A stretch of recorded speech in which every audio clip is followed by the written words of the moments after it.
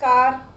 आज हम बात करेंगे Namrata primary women multipurpose cooperative society की, जो कि उदयपुर में है और राजस्थान वनवासी कल्याण परिषद के अंतर्गत काम करता है। इसमें क्या क्या होता है, कैसे ये प्रोजेक्ट स्थापित हुआ और आज इसकी वर्तमान स्थिति क्या है, इस पर एक चर्चा।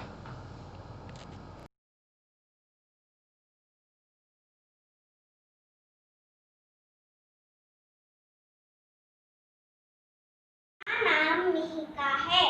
मैं सप्तगिरी बाल भारती से हूँ। मैं आज एक देशभक्ति गाना गाने वाली हूँ। मातृभूमि गान से गूंजता रहे गगन, स्नेह नीर से सदा फूलते रहे सुमन। मातृभूमि गान से गूंजता रहे गगन, स्नेह नीर से सदा फूलते रहे सुमन। जन्म सिद्ध भावना स्वदेश का विचार हो, स्वदेश का विचार हो। रोम रोम में रमा स्वधर्म संस्कार हो, स्वधर्म संस्कार हो। आरती उतारते प्राणदीप हो मगन, स्नेह नीर से सदा फूलते रहे सुमन। मातृभूमि गान से गूंजता रहे गगन, स्नेह नीर से सदा फूलते रहे सुमन। हार के सुसूत्र में मोतियों की पंक्तियां, ग्राम नगर प्रांत से संग्रहित शक्तियां। लक्ष्य लक्ष्य रूप से राष्ट्र हो विराट तन, स्नेह नीर से सदा फूलते रहे सुमन। मातृभूमि गान से गूंजता रहे गगन, स्नेह नीर से सदा फूलते रहे सुमन। ऐक्य शक्ति देश की प्रगति में समर्थ हो, धर्मासरा लिए मोक्ष काम अर्थ हो, मोक्ष काम अर्थ हो। पुण्य भूमि आज फिर ज्ञान का बने सदन, स्नेह नीर से सदा फूलते रहे सुमन। मातृभूमि गान से गूंजता रहे गगन, स्नेह नीर से सदा फूलते रहे सुमन, फूलते रहे सुमन, फूलते रहे सुमन। धन्यवाद।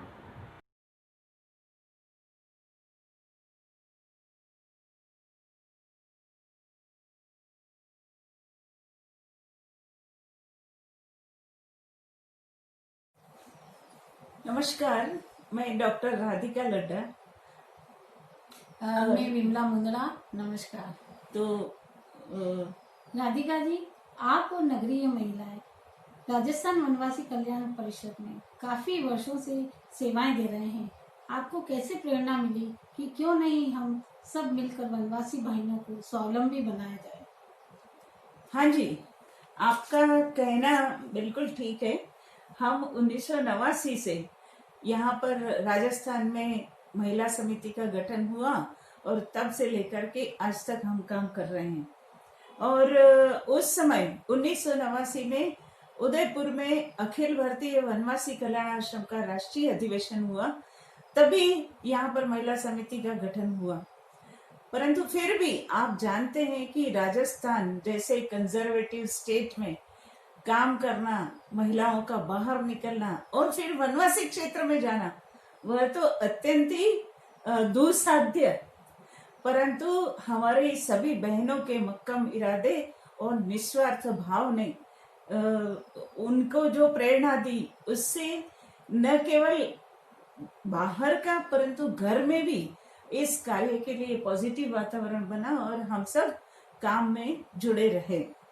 जब भी हम वनवासी क्षेत्र में जाते तब तब उनकी जो माली हालत देखते, तो उस वनवासियों की वो स्थिति देख करके हमारे सबके मन ग्लानि से भर जाते और मन में आता कि हम ऐसा क्या करें कि इन बच्चों के लिए, इन महिलाओं के लिए कुछ ऐसा हो जाए, इनकी इकोनॉमिक कंडीशन ठीक हो जाए और चार पैसे इनके घर में आ जाए तो अच्छा हो जाए।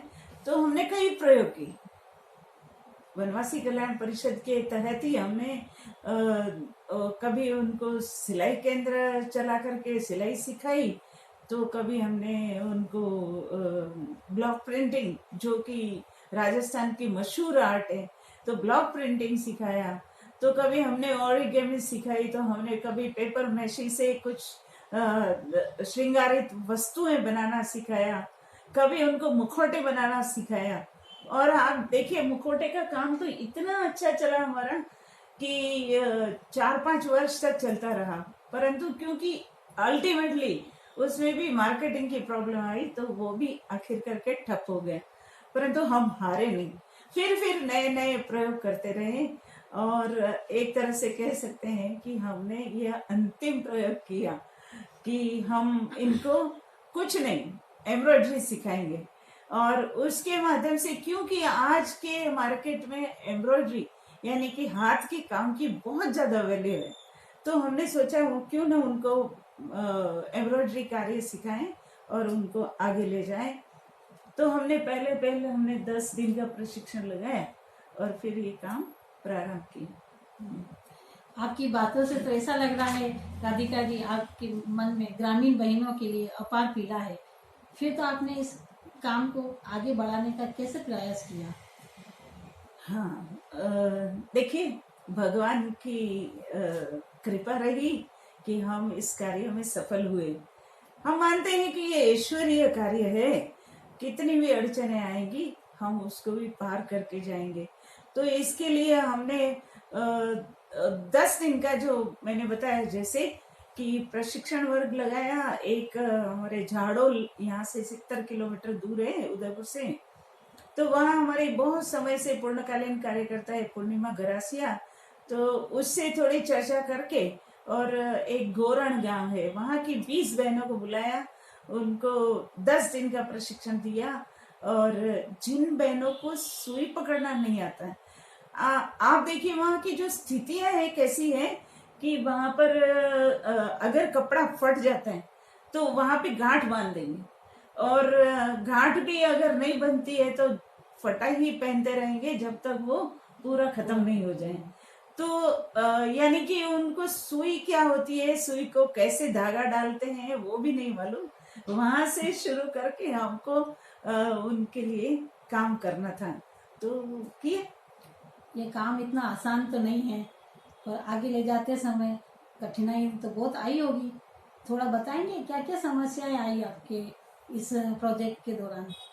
आप ठीक कह रहे हैं कि कठिनाइयां तो सच में बहुत आती है, परंतु वो बोलते ना, योग कर्मसु कौशलम। तो योग यानी यहाँ पर योग का मतलब है निरंतर परिश्रम और प्रयास। हमने परिश्रम किया, हमने प्रयास किया, हम फिर उसमें काम करते गए। एक तो सबसे पहली बात, सबसे जो पहली समस्या आई हमारे, कि ये जो बहनें हैं ये तो वनवासी क्षेत्र की वो एकदम स्वतंत्रता प्रिय बहनें, उछलती फानती जैसे हिरणियों की तरह कुलांचे भरती, ऐसी पहाड़ जंगलों को रौंदती ऐसी बहनों को स्थिर बिठाना, यही सबसे पहली अड़चन थी। उनको स्थिर बिठाना और फिर शांति से उनको काम कराना, फिर बार बार असफल होने के बाद फिर से सफल होएंगे हम, ये उनको दिलासा देना, यही अपने आप में बहुत बड़ी चैलेंज थी। परंतु फिर भी हम निरंतर उनको मोटिवेट करते रहे, उनकी पीठ पीछे हाथ रखते रहे, नहीं तुम सीखोगी। फिर उनको बताते कि कैसे इसमें से पैसा आएगा तो तुम्हारा क्या क्या हो सकता है। तो ऐसे वो सब भी किया, रॉ मटेरियल लाना। और हमारे लिए भी पहली बार हमने काम किया, हम भी कोई व्यवसायी तो है नहीं, तो रॉ मटेरियल लाना, फिर उनको देना, फिर उनके गांव तक पहुंचना और वापस काम करके आना, उसमें जो गलतियां हैं उसको दिखाना, ऐसे करते फिर भी हम सब ने ये सब काम धीरज से और प्रेम से, दोनों के माध्यम से हमने इस काम को किया। बहनों को कशीदा कार्य सिखाने की आपने ठान ही ली। हाँ जी, ठान ही ली। एक जो क्या क्या समस्या योजना बनाई इसके लिए आपने, क्या क्या योजना बनाई? एक समस्या और आई हमारे सामने, वो समस्या इकोनॉमिक थी। और फिर परिषद के लोगों को इस कार्य के लिए तैयार करना, उनकी उनकी मानसिकता बनाना, यह भी अपने आप में बड़ा कठिन काम था, क्योंकि इसमें पैसा लगने वाला था। और उस पैसे को एक बार तो हमारे सबके हाथ में कुछ भी नहीं था, तो हम कैसे इस काम को स्टार्ट करें, तो सबके गले उतारना ये। तो हमारे एक कार्यकर्ता है रमेश जी काबरा, तो उन्होंने बोला कि चलो मैं इस काम के लिए आपका साथ देता हूँ। तो उन्होंने कहा कि जब तक आप लोग सेल्फ स्टैंड नहीं हो जाते तब तक मैं इस कार्य के लिए हर वर्ष आपको 1 लाख का सहयोग करूंगा। तो हमको संबल मिल गया। हमको जो हमारे कार्यालय में 2 मशीनें पड़ी थी पहले से कभी से, जो जंग खा रही थी, उनको हमने ठीक करवाई और फिर काम चल पड़ा। तो आपने आप क्या पूछ रहे थे? हाँ, मैं ये पूछ रही हूँ कि क्या फिर इन बहनों को जो उदयपुर आना चाहती है प्रशिक्षण के लिए, क्या उनके माता पिता राजी हो गए थे? देखिए, वैसे ये भी बड़ा है, कठिन तो है, परंतु क्योंकि वनवासी कल्याण परिषद का अब क्षेत्र के अंदर एक विश्वास जम गया है। आप जानते हैं कि हम पिछले 15 साल से बाल संस्कार केंद्र का जो प्रोजेक्ट है, तो उसमें सभी बहनें काम करती हैं। और वो बहनें जो काम करती हैं, तो पहले तो हमको वो उनको जब प्रशिक्षण में लाते थे तो हमको बहुत गालियां सुननी पड़ती थी उनके घर वालों की, और धमकियां भी मिलती थी। और बोले हमारी महिलाओं को आप उठा के ले जाते हो, पता नहीं क्या करवाते हो, कैसे रखते हो, क्या है, ये सब होता था। परंतु धीरे धीरे करके उनका जब विश्वास दृढ़ हो गया, तो आज तो हम अगर फील्ड में जाते हैं तो वो उनके वहाँ जो कुछ भी पकता है, पपीता है, ककड़ी है, गाजर है, मूली है, जो कुछ होता है, दौड़ दौड़ के हमारे आते हैं, पाँव छूते हैं, हमको भेंट करते हैं। तो ऐसे उनका एक विश्वास बन गया है। तो ऐसा है। ये बहनें कशीदा कार्य करके जब लाती थी और इनके हाथ में अपन पैसे थमाते थे, तो खुश तो बहुत ही होती होगी वो। तो कुछ अनुभव बताएंगे इन गांव की बहनों के? हाँ जी, ये तो सही बात है। जब पैसा आता है तो किसको अच्छा नहीं लगता। और जब गरीबी में, ऐसी स्थितियों में अगर पैसा आता है, तो मैं आपको 2 लाइन आपके सामने प्रस्तुत करती हूँ। भूख में कोई क्या बतलाए, कैसा लगता है, सूखी रोटी का टुकड़ा भी चंदा लगता है। तो ऐसा उनको लगता है, उनके चेहरों पर जो प्रसन्नता आती है, वो तो उसका तो कोई मुकाबला ही नहीं है। इस प्रोजेक्ट को बढ़ाने के लिए आपने क्या क्या योजना बनाई?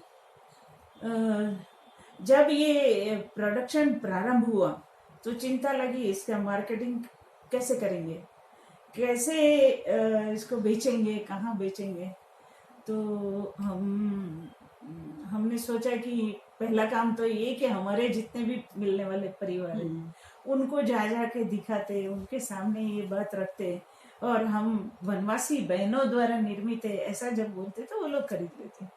फिर हमारे आई संगठन की बारी की, संगठन से जुड़े जितने भी लोग हैं तो उनको चारों तरफ हम लोग फोन करते, वो लोग भी देखते और किसी को फोटो भेजते, किसी का, ऐसे करते हुए फिर संगठन के जितने भी कार्यक्रम होते, जैसे बैठकें होती है, जैसे सम्मेलन होते हैं, संघ के भी अन्य संगठनों के जितने भी कार्यक्रम उदयपुर में होते या राजस्थान में होते या और कहीं होते, तो वहां पर भी हम सामान भर भर के ले जाते और वहां पर हम इसको बेचने की कोशिश करते। तो ऐसे करते हुए हमारा ये काम चल ही निकला। फिर भी जैसे जैसे बहनें इसमें बढ़ती गई, काम करने वाले, वैसे वैसे प्रोडक्शन भी ज़्यादा हो गया। तो जब संघ का प्रतिनिधि शिविर था, उसमें भी हमारी बहनों ने जा करके वहाँ पर स्टॉल लगाए हैं। तो वो तो किया, परंतु अभी जो ट्राइफेड है, जो केंद्र सरकार के एक योजना है, वन धन के साथ में ही एक लगा हुआ ट्राइफेड, यानी कि ट्राइबल आर्ट को वो बहुत प्रमोट करते हैं, और आर्टिस्टिक चीजें जो बनती है तो उनको वो लोग मार्केट देते हैं। उनके जो स्टोर्स हैं वो एयरपोर्ट्स पर है, उनके जो टूरिस्ट प्लेसेस हैं वहाँ पर है, तो वहाँ वो लोग रखते हैं। तो हमारा एक अच्छा सा उनके साथ कोलैबोरेशन हो गया, तो फिर थोड़ी हमारी चिंताएं थोड़ी कम हो गई। वैसे हम दिल्ली के जो दस्तकार मेला है वहाँ पर भी हम लोगों ने 3 बार वहाँ किया, राजस्थान का शिल्प ग्राम मेला है वहाँ किया, फिर ये ट्राइफेड की आदि महोत्सव वगैरह होते हैं। तो जैसे अभी रिसेंटली हम ये कोरोना काल से पहले आदि महोत्सव रांची में था 10 दिन का, वहाँ पर भी हमने हमारे सामान को वहाँ पर स्टॉल लगाया और वहाँ पर बेचा। राधिका जी, एक बात मेरे दिमाग में आ रही है, ये प्रोजेक्ट जो वनवासी कल्याण परिषद के अंतर्गत चल रहा है, परंतु परिषद का उद्देश्य तो धन कमाना नहीं है, यह तो सीधी सीधी कॉमर्शियल एक्टिविटी है, तो ये व्यापार है, आप तो नियम तोड़ रहे हैं। नहीं, हम शायद आप ठीक भी कह रहे हो कि ये राजस्थान वनवासी कल्याण परिषद का या अखिल भारतीय वनवासी कल्याण आश्रम का, ये तो हो ही नहीं सकता कि कॉमर्शियल एक्टिविटी कर सकते हैं। इसीलिए हमने उसके लिए अलग एक प्रोजेक्ट बनाया और इसका कोऑपरेटिव सोसाइटी के उसमें रजिस्ट्रेशन कराया। अच्छा। तो इसीलिए उसका नाम Namrata primary women multipurpose cooperative society है। और तो इसका हिसाब किताब सारा अलग होता है, और इसका जो भी पैसा आता है उसका सब मैनेजमेंट ही पूरा अलग है। परंतु क्योंकि ये वनवासी कल्याण आश्रम का ही कार्यक्रम है, प्रेरक भी वही है और हम सब कार्यकर्ता भी उसी के हैं, इसलिए यूं देखे तो भावनात्मक रूप से अलग नहीं है, परंतु इसका कमर्शियली तरीके से कल्याण आश्रम के ऊपर इसका कोई भार नहीं। तो फिर इसके प्रॉफिट का क्या होता है?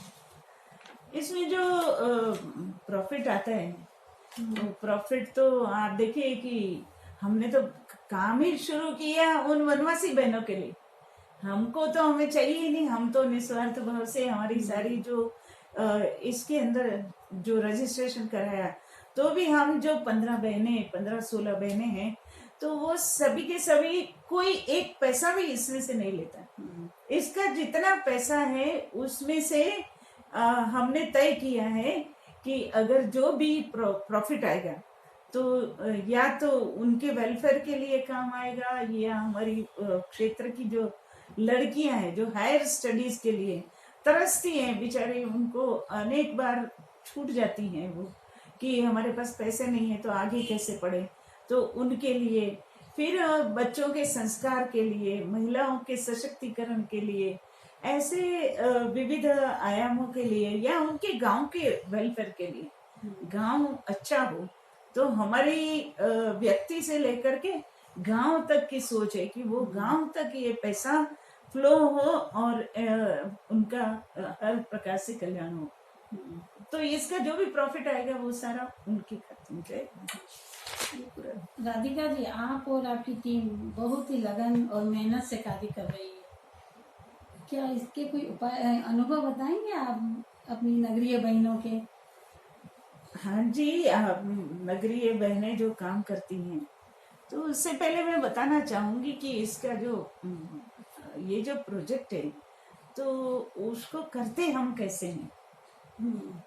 तो इसमें ऐसा है कि यदि एक गांव तय किया है तो उसमें से कुछ बहनों में से एक बहन को हम वो उसके लीडर बनाते हैं, और लीडर बना करके वही बहन बार बार यहाँ पर आती है, जो वहाँ की बहनों ने जो कुछ बना लिया है तो वहां से सारे काम को समेट के लाना और यहाँ ला करके देना, फिर उसका हिसाब करना, यहाँ से पैसे भी ले जाना, और अगला अगला काम वो भी यहाँ से वो सारा करना। तो हमारी जो यहाँ की बहनें हैं वो उनके आने से पहले वो डिजाइनिंग का काम करती हैं, डिजाइन सेट करती हैं, और फिर धागे, वो कैनवास, जूट वगैरह, जो भी कपड़ा वगैरह जो भी लगता है, तो वो रॉ मटेरियल उनके लिए पहले से तैयार करके रखती हैं। तो आती हैं और फिर ले जाती हैं, ऐसे करते करते। क्योंकि ये जो वनवासी गांव है तो बहुत छोटे छोटे गांव हैं, तो यहाँ पर बहुत सारी युवतियां नहीं मिलेगी। जैसे कि हमने पहला जो प्रशिक्षण किया 20 बहनों का किया, उसमें से केवल 7 बहनें ने काम करना स्वीकार किया। दूसरे सबका सोच ये कि हमको तो 4 तगारी पत्थर डालेंगे नरेगा में, उससे ही पैसा इतना मिल जाएगा, हम काहे को ये माथाफोड़ी करें। तो परंतु इसलिए बहुत कम बहनें उसके लिए तैयार होती, तो हमको गांव गांव गांव गांव तैयार करना पड़ता है। और आप देखिए आज हमारे पास लगभग 19 गांवों की 225 बहनें काम कर रही हैं।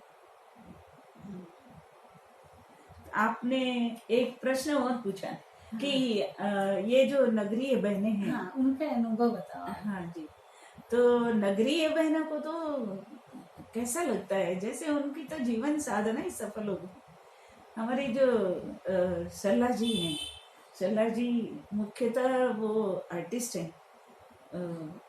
इस काम से पहले वो पेंटिंग्स बनाती थी, प्रदर्शनियां लगाती थी, और अपनी कला को और निखारती थी। परंतु जब से इस काम को उन्होंने लिया तो रात दिन इसके पीछे लगना, सारी जो उनकी आर्टिस्टिक जो इंटेलेक्ट है वो सब उसमें डालना, और वो हमेशा नए नए डिजाइन कैसे तैयार करना वो सब देखती हैं। फिर रात दिन उसके लिए खपती हैं। तो उनको यदि आप पूछेंगे तो वो यही बताएगी कि मुझे तो बहुत सालों से इसकी चाह थी, मैं जो चाह रही थी वो जीवन के इस मोड़ पर आकर के इतनी उम्र के बाद हमको हमारे मन का काम मिला है, और उसको करके जैसे यूँ लगता है कि जीवन की सार्थकता होगी। हमारी जो कुसुम दीदी है, कुसुम दीदी कहती है कि वैसे तो मैं 1989 से काम कर रही हूँ, परंतु इस काम को करके ऐसा लगता है कि मेरे मन की मुराद पूरी हो गई। हमारी सरोज जी हैं जो हमारी सचिव भी हैं, तो सरोज जी मुख्यतः ज्यादा करके वो जो बहनें आती हैं उनके हाथ में जब पैसे रखती हैं तो उनके चेहरे की प्रसन्नता देख करके वो भी खिल जाती है कि वाह, जीवन जैसे सब कुछ मिल गया। अगर उनके चेहरे पे इतनी खुशी है तो उसको देख करके वो खुश हो जाती है, और इस तरह से उनको लगता है कि जीवन की धन्यता इसी में है। तो ऐसी हमारी क्रांति दीदी, आप देखिए क्रांति दीदी 75 पार कर गई, और अभी भी लकड़ी ले करके लकड़ी के टेके से आती है। कैसे कमर दुख रही है, पांव दुख रहा है, फिर भी वो आती है और पूरे समय काम करती है। परंतु मन में एक ही है कि जब तक मैं मरती नहीं तब तक ये काम करूंगी। तो आप देखिए कि आप भले वेणु जी को ले लो, चाहे प्रमिला जी को ले लो, चाहे आप श्यामला जी को ले लो, चाहे आप हमारी कल्पना है, अनेकों बहनें हैं, अरुणा है, ये सब बहनें, सब को ये लगता है कि हमारे जीवन की धन्यता इसमें हो गई। हमारे जैसे कि हमको एक तरह से पुण्य करने का ये स्थान मिल गया, ऐसा उनको फील होता है। ये ग्रामीण बहनों के भी तो कुछ अनुभव आए होंगे आपके पास? हाँ जी बिल्कुल, ग्रामीण बहनों के तो अनेकों ही हैं, अनेकों उदाहरण है। जब उनके पैसे आते हैं तो कैसा लगता है। हाँ, वो प्रसन्नता तो होती है, पर उसका उपयोग क्या करना है। तो आप देखिए कि वो जो बहनें हैं जैसे हमारी कमला थी, तो कमला एसटीसी करना था उसको, होशियार थी पढ़ने में, परंतु पैसा नहीं होने के कारण नहीं कर पाई। तो उसने पढ़ाई तो छोड़ ही दी थी, तो पूरे साल तक वो पैसा जमा किया और एसटीसी में एडमिशन लिया अगले साल, और फिर उसने वो एसटीसी करके आज वो पढ़ा रही है, स्कूल में विद्यालय में पढ़ाती है। हमारी ऐसे ही हमारी नंदा है, तो नंदा ने कुछ दिन पूर्व ही कहा, दीदी इस बार तो मुझे बहुत सारा काम देना। हमने पूछा क्यों, तेरे को इतना सारा काम क्यों चाहिए? तो बोले कि मेरे घर में और कोई है ही नहीं, कमाने वाला कोई नहीं है, मेरे तो यही एकमात्र है, तो मेरी जिम्मेदारी है कि मेरी छोटी बहन की शादी करनी है, और मेरी शादी तो नहीं हुई तो कोई बात नहीं, परंतु मेरी बहन कुंवारी नहीं रहनी चाहिए। तो उसने बहुत रात दिन मेहनत करके पैसा कमाया और आखिर करके उसको अभी थोड़े समय पहले ही उस बहन की शादी करके विदाई दी। हमारी इंदिरा है, माँ की पहले डेथ हो गई थी, बहुत पहले ही डेथ हो गई, छोटे छोटे बच्चों को छोड़ के वो चली गई, और पिताजी उन्होंने खटिया पकड़ ली। अब वो खेत में काम करे या छोटे बच्चों का काम करे या उनको स्कूल भेजे, और खेती तो छोटी सी, उसमें से गुजारा नहीं हो सकता और वो बाहर नहीं जा सकती। तो जब ये काम जब प्रारंभ हुआ तो उसने कहा कि वाह दीदी, ये तो मैं घर में बैठे बैठे कर सकती हूँ, और उसने उस काम को घर में बैठे बैठे, क्योंकि इसकी सबसे अच्छी बात यह है कि आपको कहीं जाना नहीं है, घर में आपको सुबह समय मिले, शाम को समय मिले, जब समय मिले तब कर सकते हैं। तो उसने खुद तो स्कूल नहीं जा सकी, परंतु अपने छोटे भाई बहनों को पढ़ाने का वापस दाखिला कराया, और आज वो पुस्तकें भी है उनका, वो सब जो चाहिए वो सब उसको देती हैं।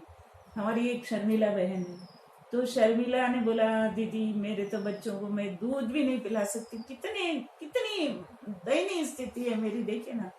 परंतु अब जब ये मैं काम शुरू कर रही हूँ तो मैं सोचती हूँ कि इस काम से मुझे पैसा मिलेगा। तो बाद में हमने पूछा तो बोले कि अरे दीदी आपने ये काम दिया तो मेरे तो कितना अच्छा हुआ, अभी मेरे बच्चों का लालन पालन मैं ठीक से कर पा रही हूँ। हमारी जो एक रमीला बहन है, आप सोचिए, रमीला का जो पति है वो स्कूल छोटे से विद्यालय में पढ़ाता था और थोड़ा सा पैसा आता था, घर खर्च मुश्किल से चलता था, तो उसने भी ये काम ले लिया कि स्कूल के बाद करना क्या है तो इसी काम को करना, खेती बाड़ी तो है जो है ही है। तो रमीला, उसका पति जयंतीलाल, उसका बेटा जो कॉलेज में पढ़ने लायक हो गया, वो भी ये काम को करता है, और 10,000 रुपया महीना उसने ये पैसा कमाया। और वो जो जयंतीलाल है तो वो पहले बीएड के लिए पैसा नहीं दे सक रहा था, तो अब इसमें से सारा गुजारा चलने लगा। तो फिर उसने वो जो स्कूल की उसकी जो आती थी मानधन, तो उसमें से उसने बीएड का फॉर्म भर दिया, बीएड कर लिया। तो ऐसे अनेकों बहनों के उदाहरण हैं, और नित्य नए उदाहरण यहाँ तो स्थापित होते रहते हैं। तो बहुत अच्छा राधिका जी। राधिका जी, यहाँ जो सुंदर सुंदर वस्तुएं दिख रही है, इस पे सब पर कमली लिखा हुआ है, ये कमली क्या है? अरे कमली तो हमारा ब्रांड नेम है, और कमली का एक तो सबसे पहला है कि वनवासी क्षेत्र में सबसे कॉमन नाम है कमली। आप जहाँ भी जाएंगे 2-4 लड़कियों में से एक का नाम कमली होगा। तो एक तो रिप्रेजेंटेशन है वनवासी बहनों का, और दूसरा ये है कि कमली यानी सुंदर। और आप देखिए ये कमली का जो ये काम है, ये देखिए ना कितना सुंदर काम है। तो इस सुंदर काम को हमने कमली नाम दिया, और उसके साथ में एक टैगलाइन लगाई कि add beauty to your life, यानी कि आपके जीवन का सौंदर्यकरण है ये कमली, इसलिए हमने इसका नाम कमली दिया। राधिका जी, क्या आपको लगता है कि ये कार्य देश के अन्य राज्यों में भी होना चाहिए? जी बिल्कुल, ये तो होना ही चाहिए। हम भी सोचते हैं कि ये काम को पूरे देश में होना चाहिए, क्योंकि वनवासियों में, यद्यपि यहाँ के वनवासी में इतनी नहीं है, परंतु जैसे आप देखें पूर्वांचल के जो जनजाति समाज है तो उनके अंदर तो इनबॉर्न वो आर्ट है। जैसे आप झारखंड में जाएंगे, जैसे आप बस्तर की आर्ट है, वहां पर जो मूर्ति कला है कितनी खूबसूरत है, जो देश विदेशों तक उसका काम जाता है। तो क्यों नहीं हमारी बहनों को सभी जगह से ऐसे उनको जोड़ना चाहिए, मुझे लगता है जोड़ना चाहिए और इस काम को राष्ट्रव्यापी बनना चाहिए। और कल्याणाश्रम के लोग यदि चाहेंगे तो हमारी बहनों तो बहनों का पूरा एक वो संगठन है ही, तो वो लोग सब मिलके कर सकते हैं और होगा ही। आगे चल के हम लोग योजना बनाते हैं, जब जब भी हम वनवासी कल्याण परिषद की बहनें सब राष्ट्रीय लेवल पर मिलते हैं तो इस बारे में चर्चा करते हैं कि और भी प्रदेशों में हम ये जो प्रयोग राजस्थान में हुआ है इसको कैसे हम आगे ले जा सकते हैं। तो हम सोचते हैं कि करेंगे, जरूर करेंगे। अंत में राधिका जी, आप हम सबको क्या संदेश देना चाहेंगे? देखिए, ये जो काम है, हर हाथ को काम मिलना चाहिए, हर हाथ को काम मिले और तो फिर उनके चेहरों पर खुशी आएगी। तो हमारे जो पहले पुराने समय में अगर हम 500 साल पहले जाएंगे तो हमारे यहाँ पर घर घर के अंदर ये काम होता था। ये जो कपड़ा बुनने का काम, हाथ का जो काम होता था, हमारे यहाँ का जो कपड़ा था विदेशियों को इतना पसंद आता। यूरोपीय लोग तो इतने इसके पीछे दीवाने थे और इसकी जो डिजाइन्स है, इसके जो कलर्स हैं, इसके जो रंग संयोजन है, वो सब चीजें बहुत अट्रैक्टिव होती थी। परंतु अंग्रेजों ने कहीं ना कहीं उनके कल कारखाने जो मशीन युग हम कह सकते हैं कि वहाँ सारा जो सिंथेटिक कपड़ा बनाना, यहाँ से रॉ मटेरियल ले जाते और वहां बनाते। तो योजना पूर्वक हमारे ऐसे कारीगरों को, हमारे ऐसे जो कलाकारों को उन्होंने खत्म किया उनको, और इसीलिए आज इतनी गरीबी। वरना तो पहले ऐसा नहीं था, परंतु वो चीज वापस आनी चाहिए। और गांधी जी भी अपने जो ग्राम स्वराज्य की कल्पना में कहते हैं कि यदि गांव का पैसा गांव में रहेगा, गांव के व्यक्ति को गांव में ही काम मिलेगा, तो ये शहर की तरफ दौड़ती ये भीड़ जो है वो रुकेगी। और मुझे तो लगता है कि ये सारी समस्याओं की जड़ है। अगर यहाँ पर लड़कियों को आज देखे ना, ये जो उठा के ले जाते हैं या काम के बहाने से ले जाते हैं और फिर उनको दूसरे ही कामों में लगा देते हैं।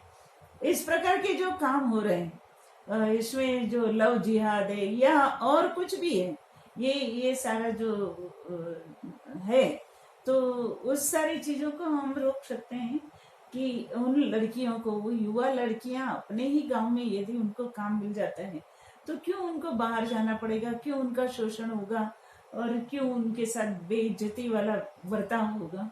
तो हमने ये दिया कि हाथ कार्यरत और मस्तक स्वाभिमान से उन्नत, ये हमारा एक संकल्प है और इसी संकल्प को हम पूरा करेंगे। समस्याएं कितनी भी आएंगी, आती रहेंगी, हम उनको भी पार कर जाएंगे, क्योंकि ये ईश्वरीय कार्य है।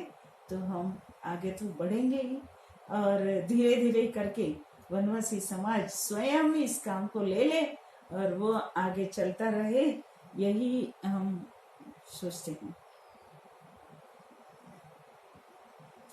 तो जैसे उनकी आर्थिक स्थिति उन्नत होगी तो फिर सब प्रकार से खुशहाली आएगी, उनका स्वास्थ्य भी ठीक रहेगा। दवा का पैसा होगा तो स्वास्थ्य ठीक रहेगा, उनके पास पैसा होगा तो पढ़ाई होगी, उनके पास पैसा होगा तो उनके घर की जो हालत है वो भी अच्छी होगी, तो उनको न्यूट्रिटिव भोजन भी मिलेगा। तो हर एक की जो जड़ है, हम कुछ भी कह लें, केवल आध्यात्मिकता से और केवल संस्कारों से पेट तो नहीं भरता।